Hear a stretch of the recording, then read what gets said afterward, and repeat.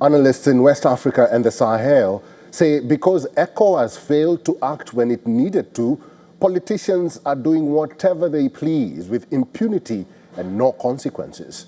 Politicians use the military to suppress civilian protests, and now the military is deciding to take power. Here is our cover report.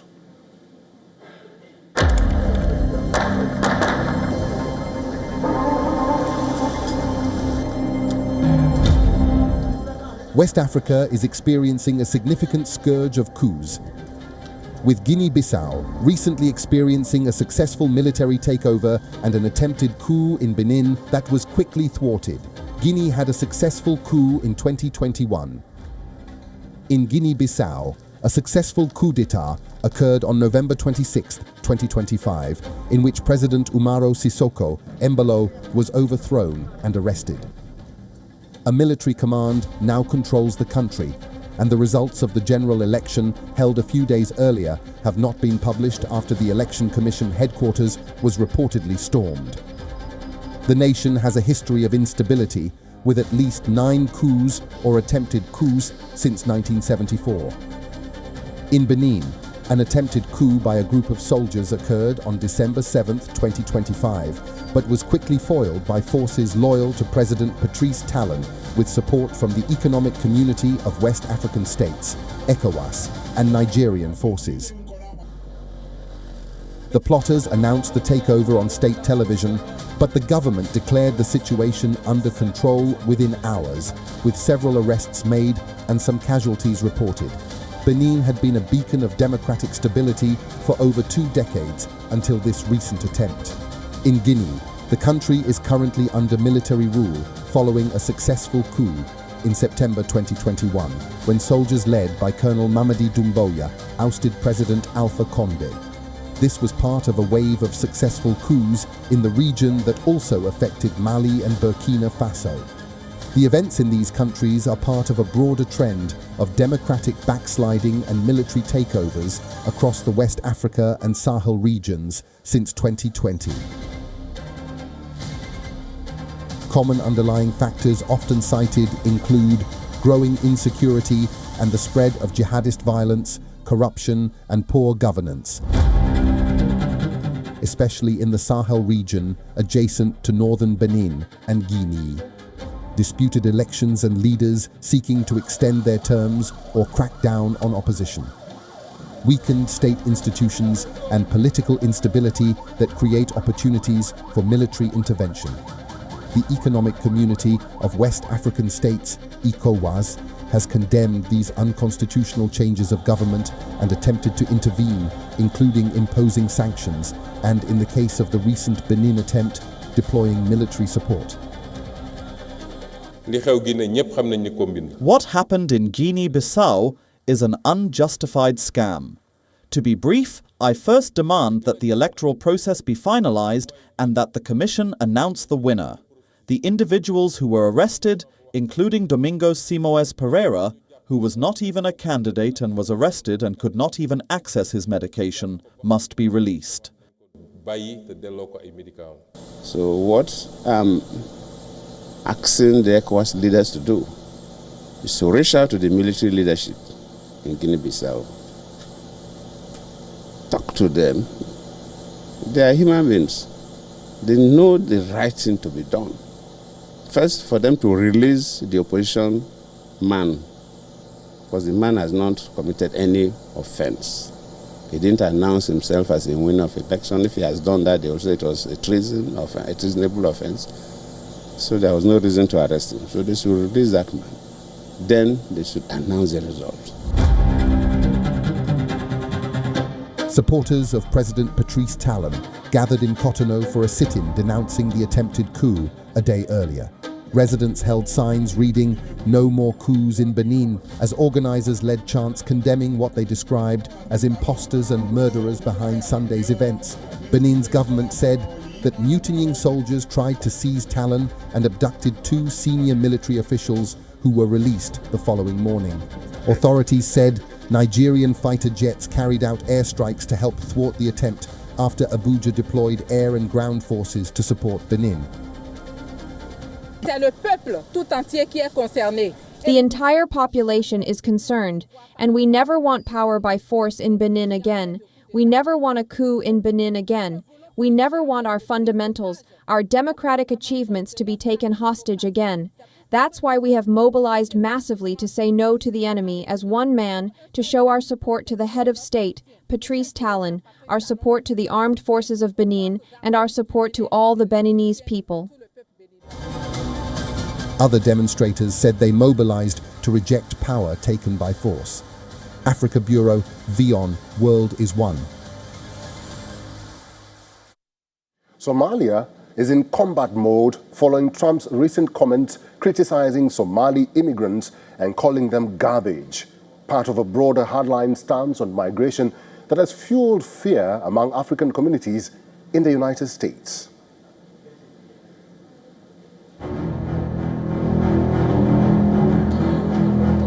It was this tirade by US President Donald Trump against Somali immigrants and their political representatives during a cabinet meeting on December 2nd that stirred the pot. We're at a tipping point.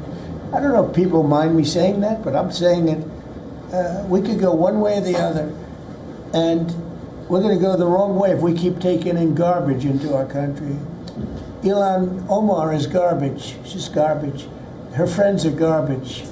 These aren't people that work. These aren't people that say, let's go, come on, let's make this place great.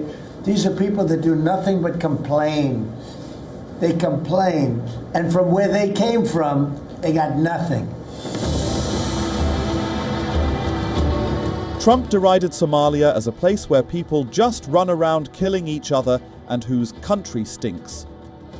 Trump also targeted Ilhan Omar, and she responded. The president has always had very bigoted, xenophobic, Islamophobic comments when it comes to people who are of Muslim faith or people who are black. We've seen him call African nations as shitholes, and so it's not really surprising. But what is weird to me is just how creepy he's been obsessed with me and the Somali community.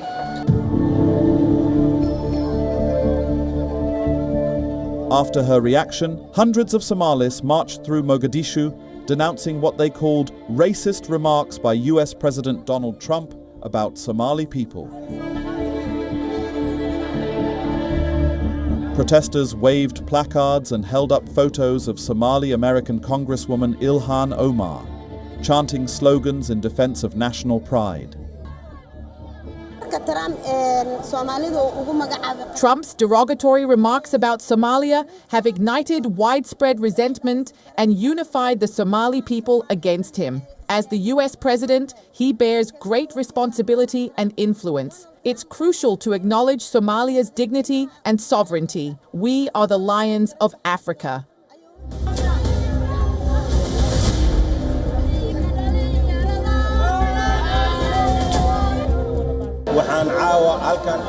We are organizing a protest in response to Trump's recent discriminatory remarks about Somali people. Such statements are unacceptable, and we must stand up against this racism. Let us unite and make our voices heard in defense of dignity and respect for all.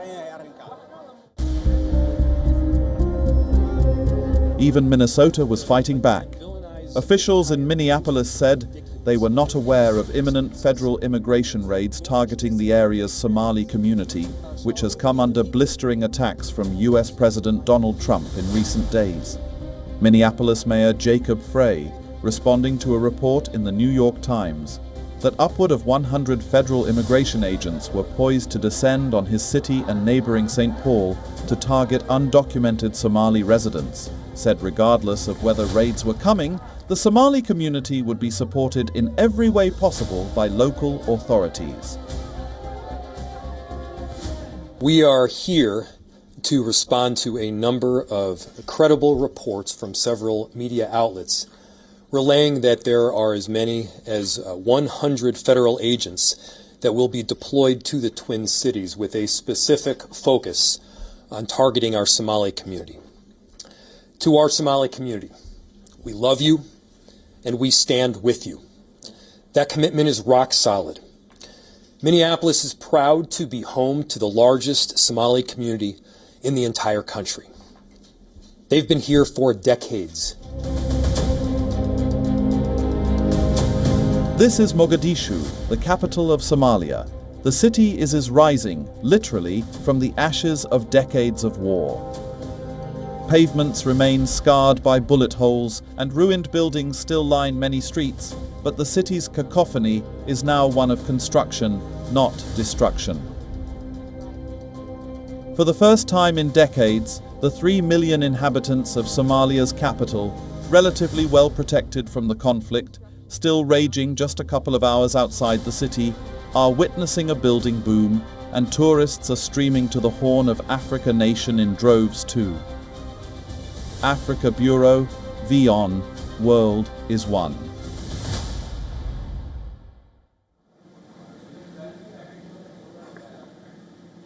Relations between British troops stationed in Kenya and local communities is deteriorating after a report was published detailing what it calls a disturbing pattern of sexual misconduct. Here's a report.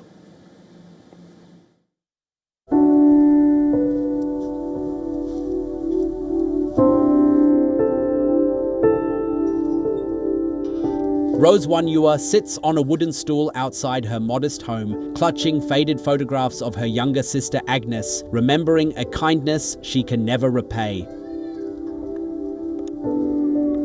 It was March 2012 when Agnes Wanjiru, just 21 years old with a 4-month-old daughter, disappeared from a hotel near the British Army Training Unit Kenya base in Nanyuki. Wanjiru was found in a septic tank at the Lions Court Hotel 2 months after she vanished. The moment Wanyua learned what happened remains seared in her memory. So the time Agnes delivered her baby, I was sick then. I didn't help her in cooking or washing her baby's clothes. She was the one taking care of me then. This pains me when I remember how she helped me because she did all these. After that, she was killed.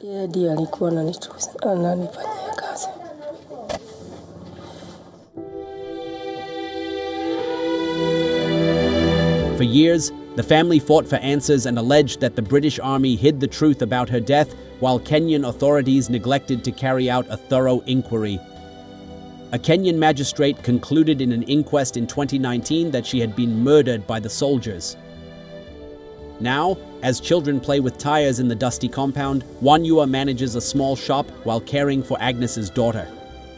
The parliamentary report released this week has given the family renewed hope.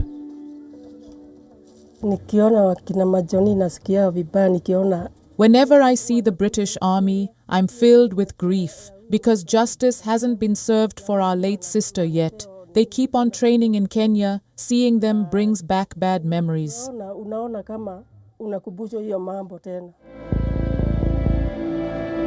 The UK's National Crime Agency says the suspect was a former soldier who was arrested in November. For Nairobi-based lawyer Kelvin Kubai, who has followed Agnes's case closely, the parliamentary committee's report represents something larger than one family's tragedy. There has been existing remedial mechanisms brought about by the Defence Cooperation Agreement between UK and Kenya, but the same have not been effective. The report details what it calls a disturbing pattern of sexual misconduct, environmental damage, and injuries to Kenyan workers employed to clear unexploded ordnance without proper protection. Why this report is quite fundamental is on the fact that many victims of British activities have had no channel for redress.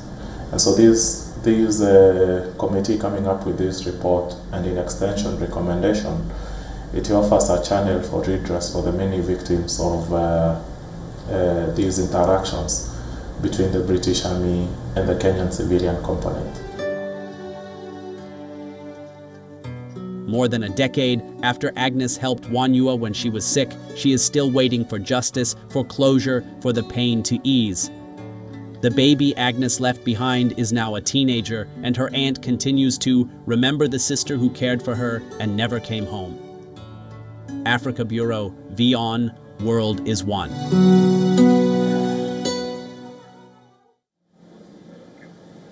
Hundreds of people demonstrated in the Tunisian capital against the government under the slogan, "Opposition is not a crime," calling for the release of jailed activists. The rally in Tunis was called after the recent arrests of 3 opposition figures convicted of conspiracy against the state.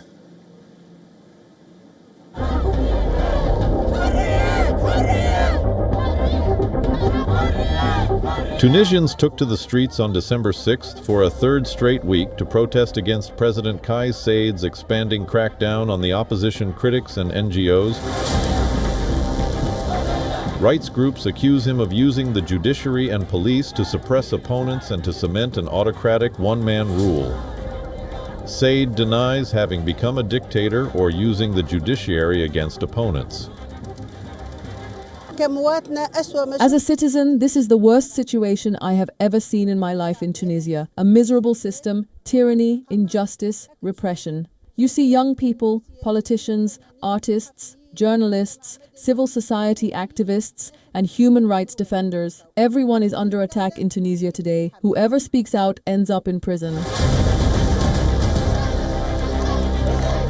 Last week, an appeals court handed jail terms of up to 45 years to dozens of opposition leaders, business people, and lawyers on charges of conspiracy to overthrow Saied in what critics said was a sign of increasingly authoritarian rule.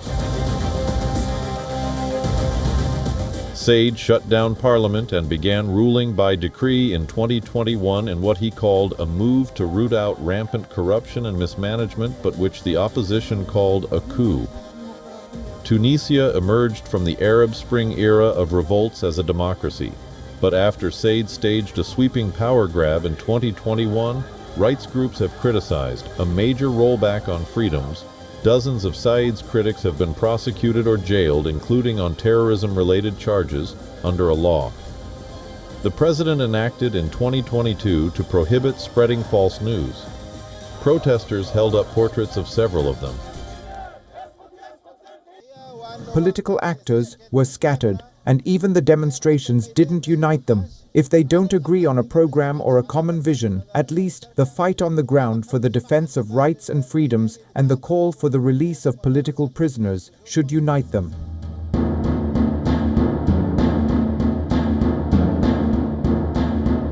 Tunisian and international rights groups have decried the erosion of rights and freedoms since 2021. Citizens have also complained of their reduced purchasing power because of inflation, with food products particularly affected. Revolts and protests, such as this, are becoming a common sight in Tunisia, where thousands descend on the capital Tunis to decry the level of injustice meted out by one man, their president. Dressed in black and with whistles and red ribbons, the demonstrators shouted "freedom" and called for the release of dozens of opposition figures, journalists, lawyers, and humanitarian workers jailed in recent years. Many of those have been held on charges of plotting against the president. Africa Bureau, WION, World is One.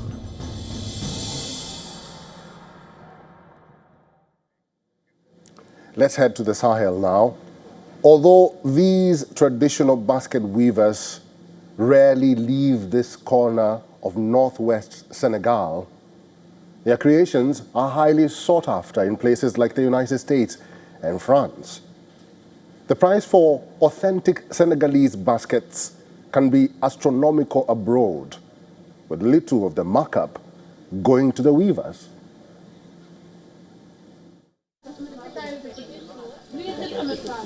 Under the shade of a large mango tree in her sandy courtyard in a village in northwest Senegal, Katie Sen rhythmically threads together, reads, the beginning of a new basket. She and nearly a dozen other women have gathered, as they do many afternoons, to weave in a style passed down from mother to daughter for generations. While the women of Mimborine village rarely leave this corner of Senegal, their popular creations travel in much wider circles, having become trendy in places like the United States and France. Flip over the tag on a Senegalese-style basket in a Western box store. However, it very well might have been made in Vietnam. a large exporter of knockoffs. Meanwhile, the price for authentic handmade Senegalese baskets can be astronomical abroad, with little of the markup going to the weavers. A speciality of a constellation of Wolof villages in the country's northwest, the baskets consist of coiled reeds bound by colorful plastic strips, which in the olden days were palm fibers. It is those who come to buy the baskets, wholesale, who benefit much more than we do, and that is what we lament. They take them from us at a ridiculously low price that doesn't even allow us to cover our costs. We are working at a loss. Fatima Joba is the owner of Imadi, a well-known Dakar basket shop that works with more than 260 women, including Seen, across 15 villages. A testament to the basket's popularity, U.S. retailer Anthropology began selling one of Job's several years ago, which she later spotted on an episode of popular U.S. reality show, Selling Sunset. Up until COVID, I could say that in Senegal, our clientele was mostly expats. But since 2021, we've seen that most of our clientele now, over 60% is Senegalese. And I really love that fact because the Senegalese are valuing their tradition, they're valuing their custom, and this is really beautiful to see. And we get a lot of support from our Senegalese clients. In a stall along a dusty two-lane highway outside the town of Ndiakhate, Ndiassani, some 30 kilometers from Mbourine, Fatim Ndoye sells baskets in a kaleidoscope of colors and sizes, often to tourists. Despite small margins, the mere ability to earn counts for something, with many having fled Senegal in recent years due to economic insecurity. In the village of Tiemba, 49-year-old widow Adama Fall supports her family working as a coordinator for Imadi and weaver of the largest type of baskets, which she can make 3 of per week. In my opinion, baskets are sold at ridiculously low prices in Senegal. Senegalese women take their time to make these baskets by hand without any machinery, and they are very ingenious. So, ideally, they should be able to benefit from this and sell them at reasonable prices. Nearby in her courtyard, her youngest daughter plays with a group of children.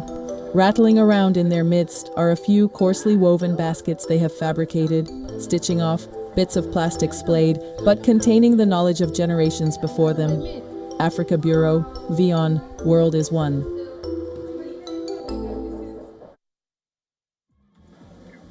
And finally on the show, the traditional runway is replaced by pirogues, ferrying models between Dakar and the island of Ngor at the Dakar Fashion Week. Thank you for watching. I'm Eric Njoka. I'll see you on the next episode.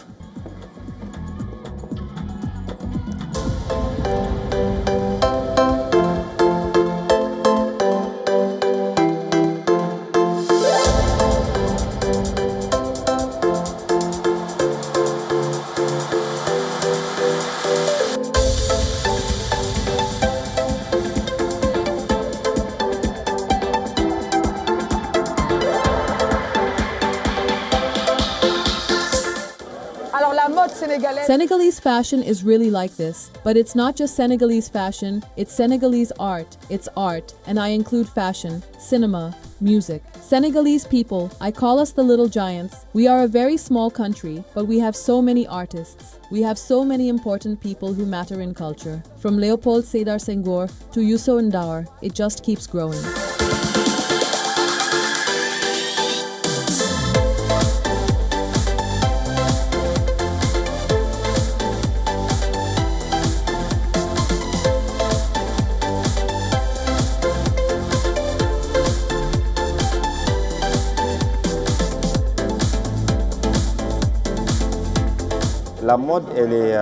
Africa is the cradle of humanity, so fashion is in Africa. Yes, it's in Africa, and we need to highlight that, to showcase our cultures, to show all our know-how, and I think that's what will make it thrive. Well, I thought it was very innovative with the fashion show on the water. We haven't seen that very often. For me, it was my first time. I've traveled a bit to Ganvier in Benin, so it felt like I was actually in Ganvier, in Cotonou.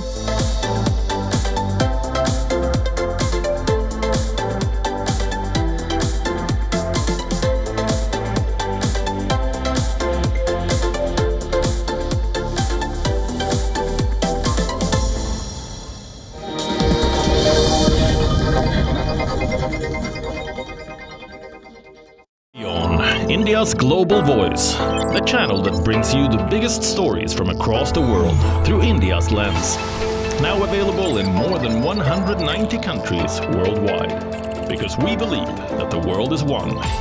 Watch us in Africa, Europe, USA and Canada, South America,